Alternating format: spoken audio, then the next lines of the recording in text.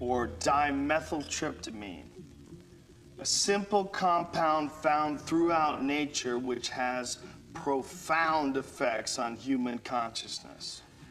DMT, even though it's the most powerful psychedelic drug known to man, it's in every single ecosystem all over the world. It exists in plants and grasses, and it's everywhere. I mean, it's really the craziest drug to be illegal everywhere because everyone's got it in their system. It's like everyone's holding. That was like Terence McKenna's line. Yeah. And it's pretty intense stuff, man. If you do it, you will talk to intelligent beings from other dimensions, for real. I mean, it sounds crazy. You would think that if there's something like that, that it would be on the front page. It's amazing that people don't know about it. I mean, it's the most incredible experience. I mean, we are such an experience-obsessed society. I mean, everybody wants to go whitewater rafting, and people want to talk about, you know, my uncle climbed Mount Everest. It's all about experiences. We all want to ride roller coasters and see the craziest movies. There is a little powder, and you smoke this little powder, and it will change the way you look at everything. You won't care about UFOs. If a UFO landed right up there, like, wow, yeah, they're probably from another planet. Whatever. It's not DMT. DMT is 100,000 times crazier than that. It's like mushrooms times 1,000,000 plus aliens. That's what it's like. And literally, I mean, it sounds, it's crazier than you could possibly imagine or describe. If you take DMT, you will communicate with something, and it's so beyond description that me talking about it is like trying to explain a kaleidoscope to a blind man. I mean, it just doesn't make sense. Like, there's no way you could explain it. I mean, it's so beyond anything you can explain. But something communicates with you when you do this stuff. And my words do it no justice. The craziest thing about DMT, because DMT is literally like having a meeting with God. It's like having a meeting with divine, unbelievably wise, incredibly loving energy, like whatever it is, the source of everything. And it leaves you so humbled that after it's over, you have it's literally like you're still you still look like you still wear the same clothes you are, but you're not really you anymore. I mean, you literally have been changed.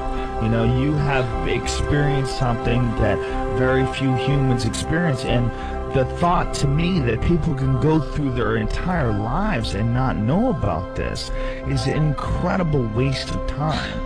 It's like your life could be so much more positive and so much more interesting and fascinating, and you would be so much more humble and aware of what you really are and where you really stand if you just have this experience. The crazy thing is you can get alcohol everywhere. You can go to Duane Reade and buy a jug of wine and get effed up, you know? I mean, we have drugs that are available. I mean, how many times you talk to a girl, oh, I don't do drugs. Meanwhile, she's hammered, smoking a cigarette. You know, I mean, everybody, there's drugs, caffeine. I mean, I'm drinking a coffee right now. It's sanctioned. It's a sanctioned drug because it's great for capitalism. It keeps you going, it keeps you working. But there's drugs out there that are actually good for you. There's drugs out there that are actually good for your mind. I do drugs because I find the state that psychedelic drugs put you in very fascinating and very introspective, and you can learn a lot about yourself. You can learn about a lot about life because it removes you and your ego from the equation. You get to look at things from like a newborn's perspective. That's why I do it. I don't do anything like, I don't do coke or meth or anything dangerous, anything that's addictive. I have never done coke. I've never done speed. I've never done heroin. I won't do anything that can hurt you. But psychedelic drugs, they're very different. This big blanket that we put on everything, we call everything drugs. That's a broad term that encompasses everything from like NyQuil to DMT. You know, I mean, they're all drugs. I mean, they all affect your consciousness. It's like, how do they affect your consciousness, though? I'm not interested in anything that messes me up. I'm not interested in anything that gives me brain damage or anything that makes me, you know, addicted addicted to it.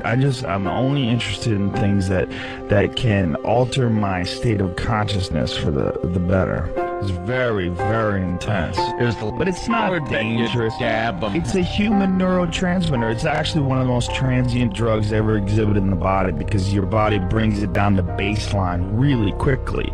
Your body brings it down to baseline in like 10 to 15 minutes.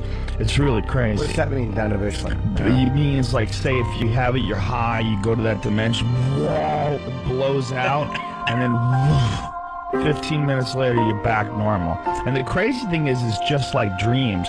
You know, you wake up and you're like, the craziest dream was me and my buddy Mike, and we were kids, but we had a sled, and my mom was there.